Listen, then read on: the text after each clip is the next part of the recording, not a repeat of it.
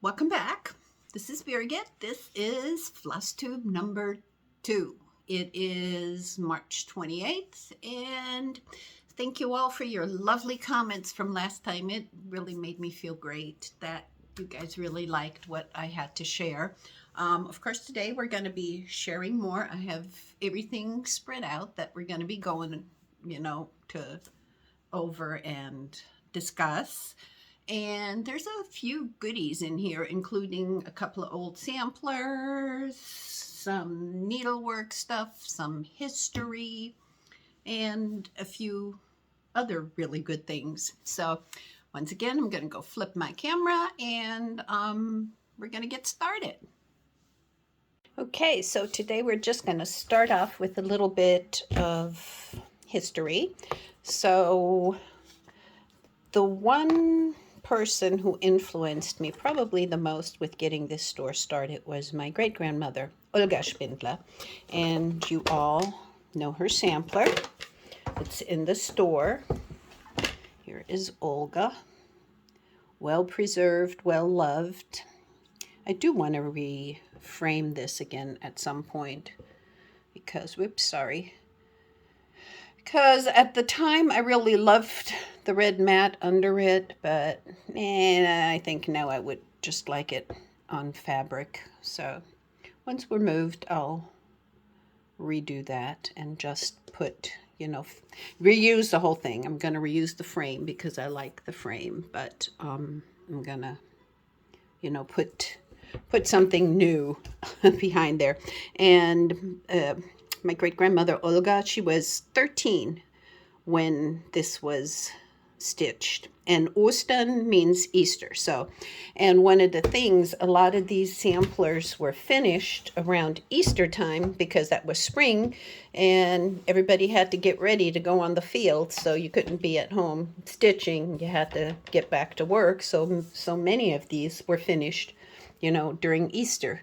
And this was a year later. This was her darning sampler. Very pretty. I never reproduced this because who on earth is going to want to do a darning sampler? But that is 1898. And once again, Ostern, on Easter, she finished it. And when she was older, she married Heinrich, and they had I guess what you could call a country store. It was a little bit of everything. So it says Delikatessen, Spirituosen, Zigarren, cigars, wine, delicatesse.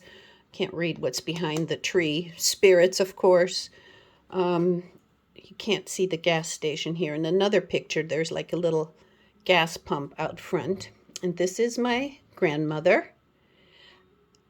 Up here is my great-grandmother. I think this may have been a helper. I'm not sure. And this is my great-grandfather and some customers and helpers. And Palmine and Persil. You can still get Persil detergent today. So, and this was in Bad Kösen. And this was back in the old days. It was for the longest time until the wall came down. This was East Germany. And I remember some of the stories that were told when there was the temporary border up between when Russia had East Germany and, the Americans had the other part. There were, one moment, silly cat. There was like a border, and great-grandma used to peel buckets of potatoes for the soldiers in order to get across. So they let her through, but she had to peel the potatoes for them, which I thought was kind of funny, and in the end, not so funny. I remember my grandmother, when she was married, well, she was born later on. They moved to Berlin, and in Berlin, when my grandmother was there with my mother and my aunt in the war, there were, I remember she saying how they were trying to flee to the country because the bombing raids had started. And my aunt fell into a bomb crater, and we're chuckling about this after the fact, but you know, at the time it probably was really scary, but you know, my grandpa was away. He was a soldier. Obviously, you didn't have a choice back then. And grandma had to figure out how to, my mom was 11 or 12, and my aunt was probably 5 years younger. So it was tough for my grandmother, you know, to get everybody, you know, in one place. And great grandma was still over in the east part, so she wasn't in Berlin with my grandmother. So there's a whole bunch of stories going on about that. So I'm going to go grab some other stuff, and then we'll take another look at some of the other goodies. Okay, back to some of the patterns we talked about, and then I'm going to go over a couple of more things. This was the pattern pieces for that sampler, you know, that work in progress I showed last time. So there's a bunch of leaflets. There's the bunny. So this is where I had ended mine. And then there's still the cool sheep to do. Love this. Oh, wow, that almost looks like really stitched on my screen. Very cool. And then the last one is V is for viper. Oh, I hate it. One of the things that still gives me the most trouble with my language is the V's and the W's. I always get them messed up. So my practice sentence for the longest time was always, when a white vacuums with the white vacuum. I can say it when I'm careful. But give me what the boys used to sit in the car and give me all sorts of words to say so they could laugh their little tushes off. And one of them was always weather vane.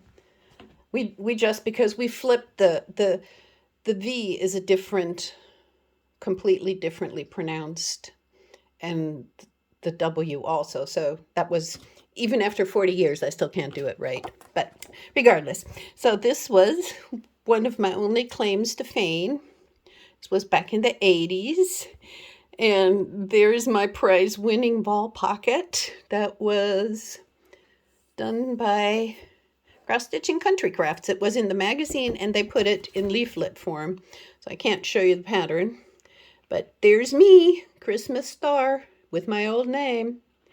So then one of my favorite Prairie Schooler companies to this day, and I know they've been out of print since 2017, but Hoffman picked up the rights, so they picked up the whole catalog, and they are reprinting them, but they're not like, this isn't, you know, a leaflet from back in the day, and Hoffman is reprinting them as paper. So totally okay, I'll take it. The pattern's a pattern. But this right here has always been one of my favorites of theirs, and I've got them all. And I actually bought this because I couldn't find my pattern. And it's this one right here. And the saying is so sweet too. In my garden goes a friend, dark and wild, whose name is Wind. And one of these days, I think I want to stitch some of the other ones because they are pretty beautiful. And there, yep. B.D. Birgit Denenberg, 1997. And let me move that over.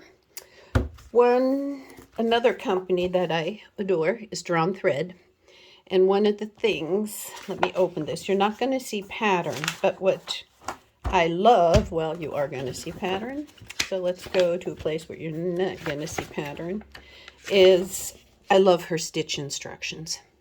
So in here, she's doing such a fabulous job with teaching you all the stitches. And this is also a really, really pretty sampler. I've started it, but I don't know. Don't know where it is. Oh, there goes a cat. One moment. Okay. And this is something that's going to lead us into the needlework section. So for the longest time, I was always a member of the Historic Needlework Guild.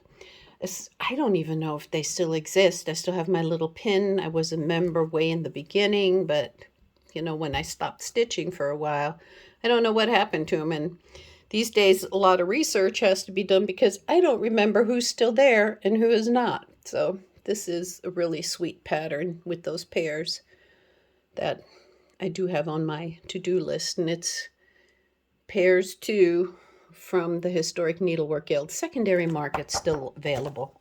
I've seen it more than once. So now we're going to go into some of the older things. And 2 things, since we're talking needlework. Let me bring this. And the reason why I like those pairs. So these are 2 pieces that they're little. Let me try and not get them so right there. You can see all the stitches. Let me bring it nice and close. So there's like beads and blank canvas right there, nothing. And then some of the other overdyes and things. So let me see. This was at an EGA exhibition, but I don't remember how this one did.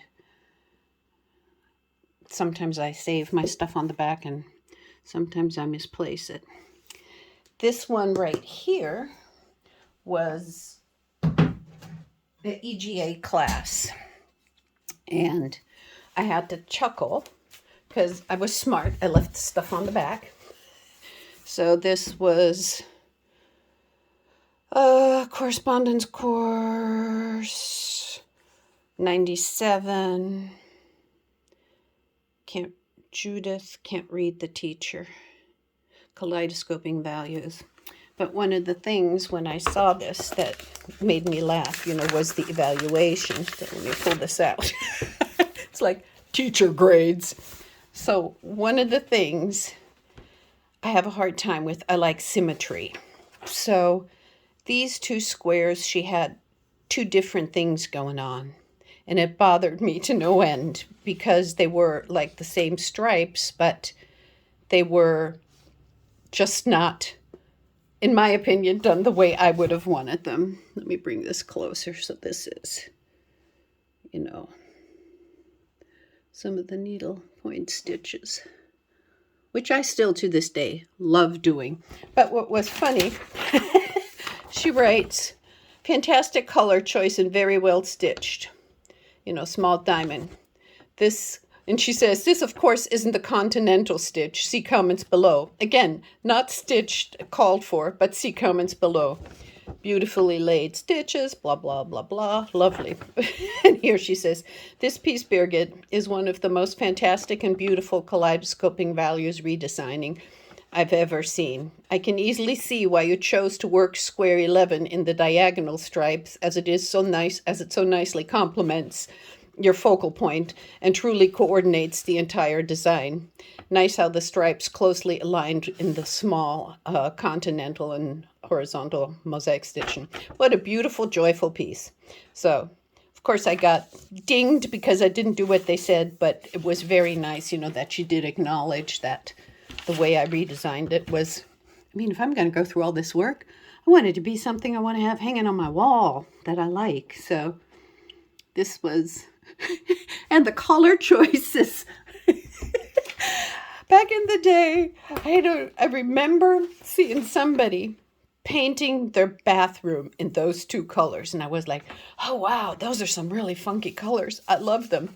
So I chose them for my kaleidoscoping value. So that was a fun piece. We're almost ready to go to the old stuff. Let me move this over. So another piece that did well, and it's a monster, it's a beast, and it did get first place. So this was Dragonheart from And I love it more for the history. B, your Dragonheart is beautiful. I hope it brings you joy for many years to come. Karen Weaver, Black Swan Designs, 1996. Yay. And I got first place.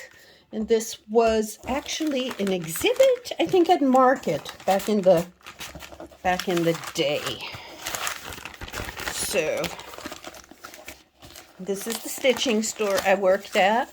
This was my boss, Sally, and my co-worker, Peggy. Sally is gone, and I think Peggy's gone too. And that's Donna. And there's me with my Dragonheart. I'm going to show you. And this piece right here, it also got a prize, but I don't know what the red ribbon is. Was for my sister's wedding, so she got that for her wedding. And there she is, won awards at the annual market. So I'm assuming, can't see where the date is on this, other than that it says 97 on here. So that's that. I want to keep that in the back. I always guess I could get some new tape since that's kind of ancient. And this is way too big. I can't show you the whole thing. But, whoa, one of the things that happens now with these is, like, I have these giant pieces. I'm going to move the camera around a bit so that we can see a little bit more. And the problem is these are so big, I don't know what to do with them. So this one has been sitting in the closet for the longest time. Don't know what it's not my style anymore. Back then it was like, oh, cool pattern, let's stitch it. You know, fantasy and stuff I enjoyed. Let me see if I can get the little knight in here. It's going to be sideways for you guys, sorry. And on the other side, whoops, there's a castle. And then, of course, I put my initials in there, and then Dragonheart's got a little plaque. So this is easily 2 feet by 20 inches, this thing. It's a beast. So, and, I mean, who wants to have something like that? So, my kids are probably going to chuck it one of these days. I don't know. So, now, onto the cool old stuff. So, let me see. What do I want to start with? The whips we'll put over here. So this one I briefly mentioned when I did the unpacking. So this was like a little bit of a spontaneous purchase at the time. And they sold it as a Bible cover. And I completely think that this part, none of this I think is original. I think actually the only original stuff is on the front. And I think it's gorgeous what they stitched. But I'm very tempted of just taking this whole piece and putting it in a frame. There's this is a whole bunch of metal work. This is, I mean, very old. I don't know if you can see it. I'm trying. This is not thread. This is metal. And this is metal. So, in all of the gold you see, well, the brassy gold, it's not real gold.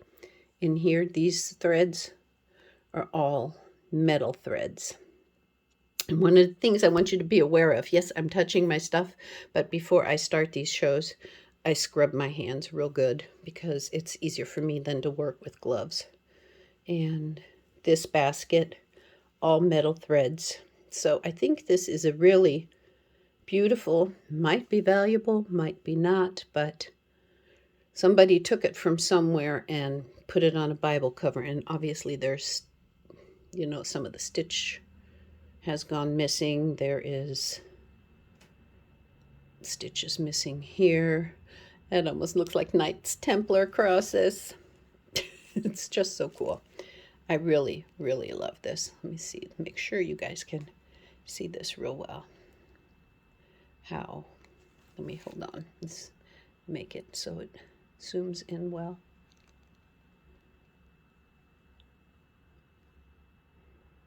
It's very cool. And let me move that over and grab a couple of, let me move, this is a whip we're going to discuss later. And got a little bit of an educational piece behind me too. So this is already published, and this is the Windsor Sampler. But I don't think people were able to see how tiny this is, and I also want to get really close up so you can see how tiny this thread count was. So there, this is over 2, and right here, this is, let me make sure it gets into focus right there. Right there is also over 1, and then you got the border. And then it's got this beautiful ribbon, and it was in the frame. Hold on. And this is where the tape was. So it was taped in the frame with a big strip, and it just hung in the frame, and it discolored all the way to the front. And they put some nice backing on it back in the day. It was a little bit detached here, which gave me a glimpse where I could see inside. And it's slightly different, the color on the inside, but not a lot in the outside. So there's not too much fading going on. But this is such a pleasing composition. And this is the Windsor Sampler. And then next, this is little Raggedy Miss Purdye, Henrietta. And one of my favorite things about Henrietta is that she was so young, she couldn't spell her name properly, so she spelled it Henrietta. And there is history, so I did find that. I haven't published it yet, so this is 1815. And it's so pretty. What is it that within I feel appears into my heart to steal, displays the fault I would conceal, this consciousness, or this conscious. So, and she has some really, really pretty alphabets in there. Such a pretty marking sampler. Let me turn it to the back. She did a really good job. I mean, I've seen worse and I've seen better. So, yeah, there's some holes, but you know, you're not going to see it as much. Once I have it in a frame, until we're moved, you know, it's going to be in the box. I'm going to put it back in the box, but you know, once it's in the frame, I can, you know, find a fabric to mount it on that's similar to this, so you're not going to see that so much. But such a lovely, lovely, lovely sampler. I'm going to zoom out a bit so that you guys can see the whole thing. Or at least I hope you can see the whole thing. There. And now onward to a couple of new ones that I haven't done anything with yet. So this one, and this is Horribly Sagging. It's in a plastic frame, so that tells me a lot. So this I'm probably going to take out of the frame this weekend. But I remember in one of my other videos, this, so when I see this, I know that probably the auction house had opened it and looked, if anything. But you can, before, I mean, this is new hanging hardware. And so what tells me this is held in place by being squished against the glass, which is probably the worst for this poor sampler. And it has those, not, what do you call them? Wie heißen das? Those bendy thingies. I don't know what the word is for them, to keep stuff in the frame. These things right here. This is some really good sticky tape. So that's going to be the tape battle. So anyways, and well, wherever it was framed, than anything. So it's got what a couple of things I really enjoyed about this one was the border, because it's kind of interesting. And then there is like initials all over the place. And then the house is probably quite faded because you still see the outline. So it's going to be interesting when I open it to see what it is. So MD, Jane R.R. Richards, MD, March 3rd, 1829, age 9. And then there's initials here and more initials down there. And this whole thing, let me see where it shows, is starting to buckle and slump in the frame. And that doesn't show so well. And there's more initials, O-R-A. So this is actually a really simple and sweet sampler. They almost look like they're under an umbrella. This is one of those where you discover stuff as you chart it. Not sure how I'm going to do this because this is obviously not cross stitch, but I'm sure I'll figure it. This is a while away. So anyways, back to this, somebody was saying, oh, well, you ruined the sampler. The value is gone once you take it out of the frame. But it's not about the value. The value is only the value what somebody pays. They're mine. It isn't about the value. It is about that they're going to last for many, many years to come.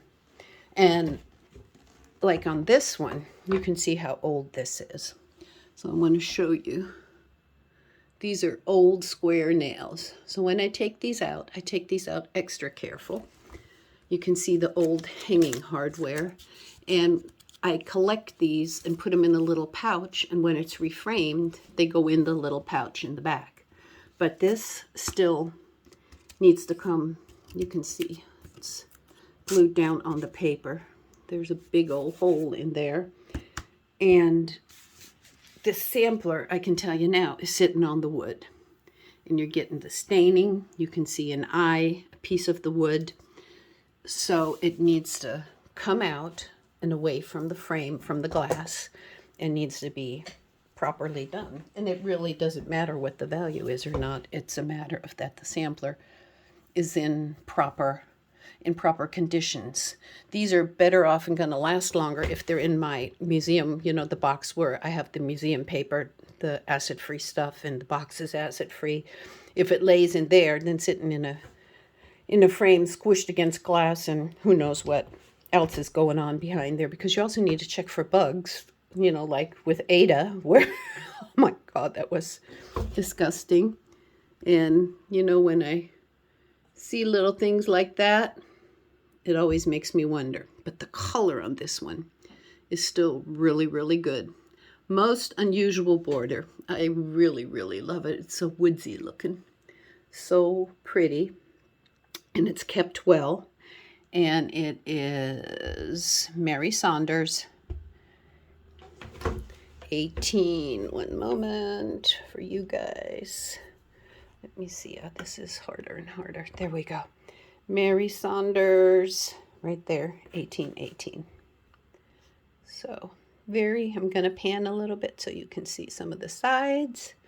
Big old verse over one gorgeous floral border. But these are not going to be done anytime soon. I mean, I just got these a couple of days ago. But this one you can definitely tell it's old frame and old hardware and old nails. And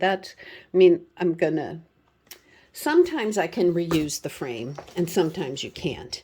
If it is too shallow to put spacers in, after I put the museum quality glass in it, then, I could build it up, but it still has to be like right here.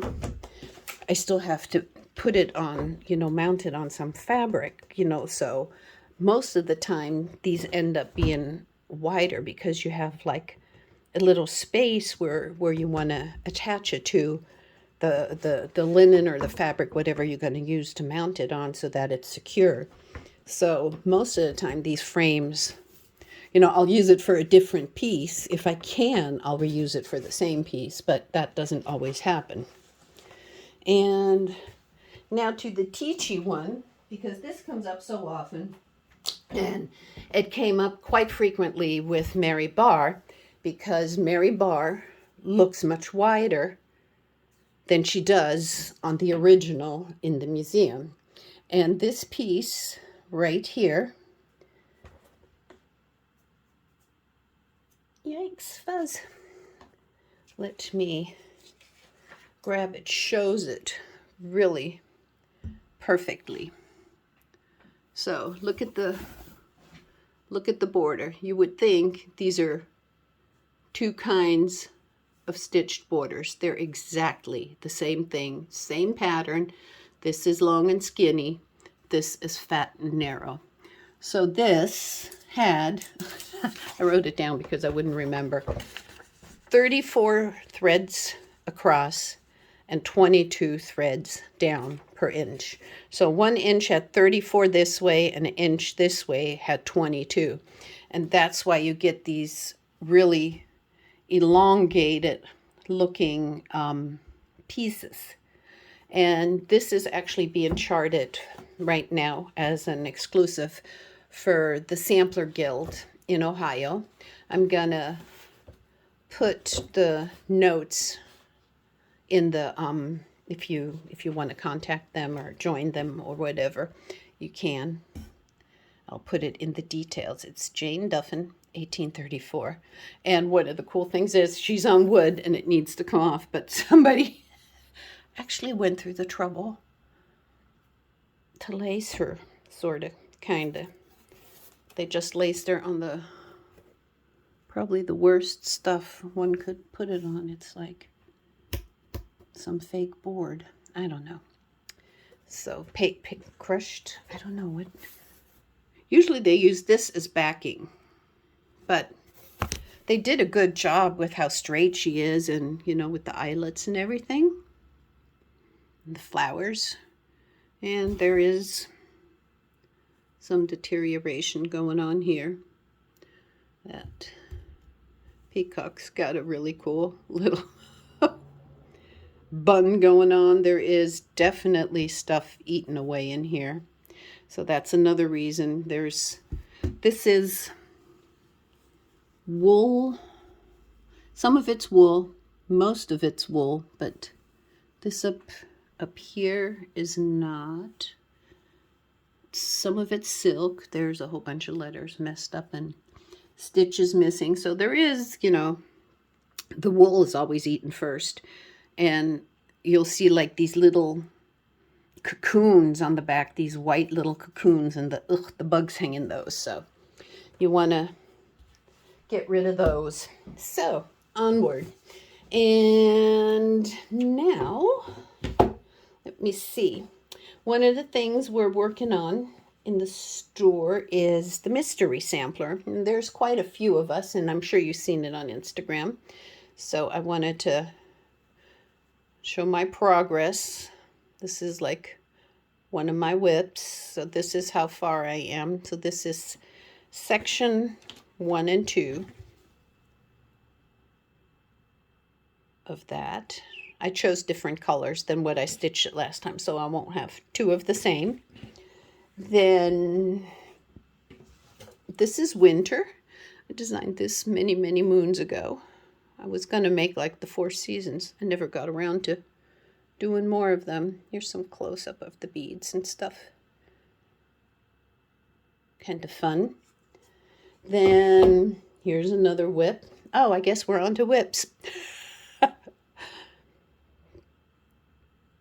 This was a pin cushion, and I misplaced the pin cushion. I think I gave it away as a gift, and then I wanted to stitch this like not as a perfect square, but the pattern has both the square pin cushion and the little angled miniature sampler shape. And there's still like crystals that go here, and that one's almost done. Not too much to go. I love the colors on that. I don't remember what the fabric is. I started this so long ago. Then this one is an itty bitty one. So this is a spin-off from Mary Elizabeth Leet. She is, the whole sampler is in the store. And this is, you know, one of the sections that is going to be like maybe this big when it's done, like a little miniature sampler, and it's over 136 count. Almost done with that too. I have such a hard time with whatchamacallit, over one. Another sweet little piece right here. Dem lieben Mütterlein zum Muttertag. My mother made this for my grandmother. Was soll ich dir sagen? Was soll ich dir geben? Ich hab nur ein kleines, junges Leben. Ich hab nur ein Herzchen, das fühlet und spricht. Ich hab dich lieb, mehr weiß ich nicht. So it's a little poem that says, you know, what should I give you? What can I do? I only have a young life and a little heart that feels, and all I have is to tell you I love you. How sweet. I'm so glad I got that. And I'm thinking, wow, we're actually pretty good with our half an hour.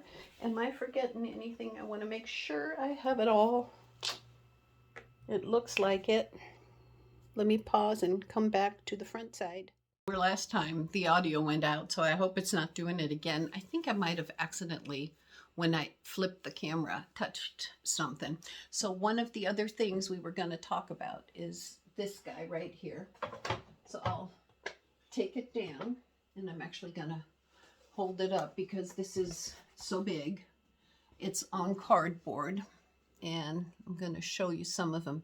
But this is not going to be charted anytime soon. I'm still debating, you know, because this is truly a sampler to be, in my opinion, to be used what it was intended for. You know, there's all these beautiful little bits and pieces, you know, there's different kinds of borders.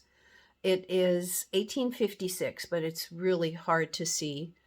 And I may actually make a couple of separate, you know, little samplers out of this.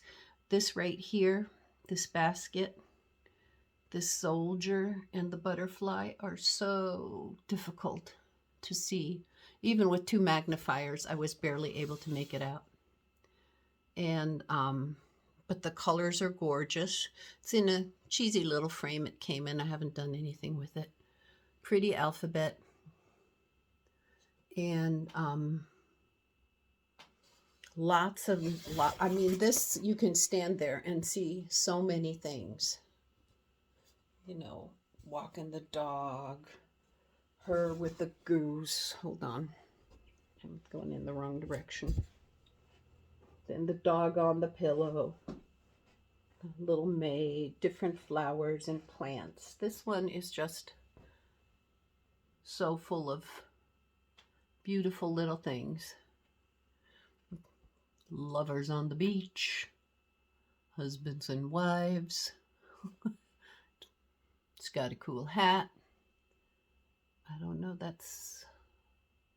can't tell if that's an angel or a little girl with something.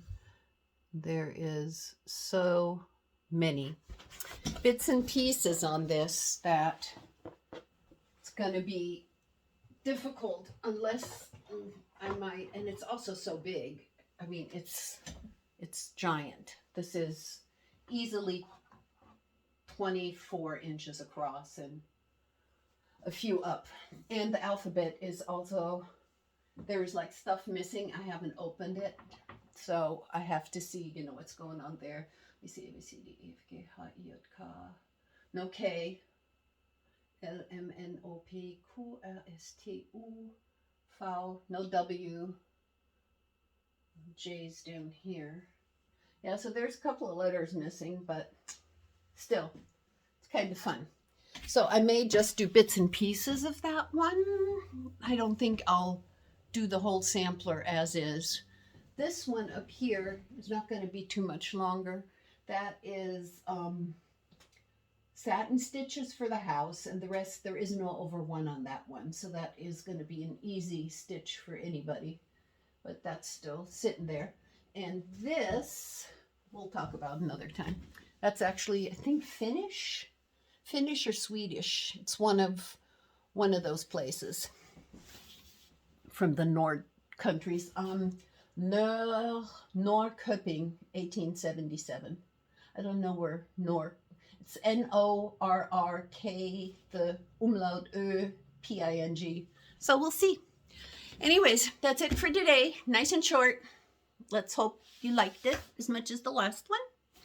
And that's it. We'll see you later. Tschüss. Bye.